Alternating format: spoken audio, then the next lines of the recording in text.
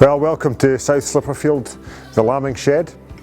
And here, this is the first update of the Quality Meat Scotland video diary for our lambing this year. We're about 6 days into lambing when we've got 950 sheep to lamb, and so far I think we've got about 150 have all given birth. We're just approaching the busiest spell of the lambing.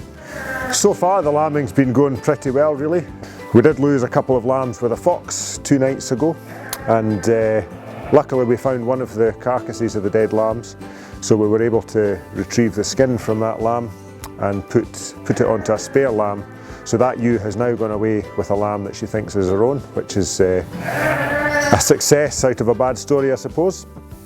So here at South Slipperfield we lamb the sheep outside during the day. I think this is a fairly important part of the process. It lets the sheep get a little bit of exercise and it gives them a wee bite of grass if there happens to be any. And it also frees up the space inside the shed. And if anything lambs outside during the day and there are no problems, the lambs manage to get a feed and all these important factors, then we can leave them out for the first night and then move them on to a grassy field the next day. Then at night time we bring in the ewes that haven't lambed, and we're able to sit and watch them through the night and protect them from the weather elements, from predators, and help with any assisted births if necessary. Lambing's well underway now at South Slipperfield. We've got a full complement of staff on the ground.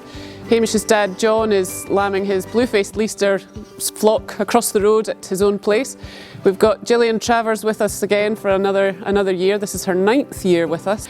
We also have a lovely retired Dutch vet who is doing our night lambing. So she's having a snooze at the moment, catching up on her sleep, and she'll be on duty tonight in the shed doing the night lambing. Got Gillian, she's been up round the lambing field this morning and she's spotted a single that's lambing, so she's brought her in. She's probably had to rugby tackle this ewe out in the field.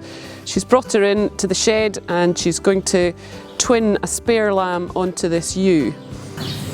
So Gillian's got the spare lamb, she's got it ready, so when she brings out the ewe's own lamb, when it gives birth to its own lamb, she'll cover the spare lamb with placenta and lambing fluids to make sure that the ewe thinks that she's had 2 lambs and they both smell the same. They both smell of her own lambing fluids, and she'll accept the new lamb as her own.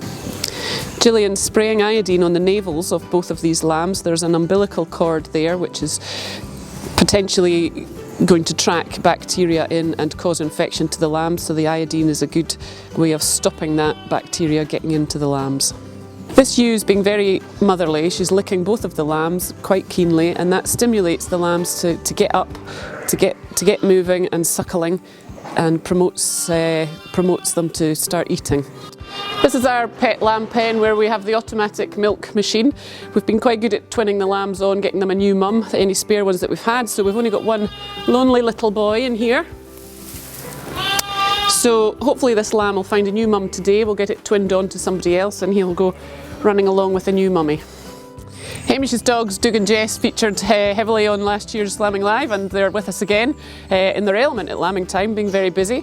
Now this lovely bitch here has come up from Wales, especially to see Doug, a girlfriend for Doug, so we're ever hopeful that we can have a coupling and make some beautiful puppies with Doug and this beautiful dog Meg. She's very sweet, and I might just keep her actually. I might just pinch her, have her for our own.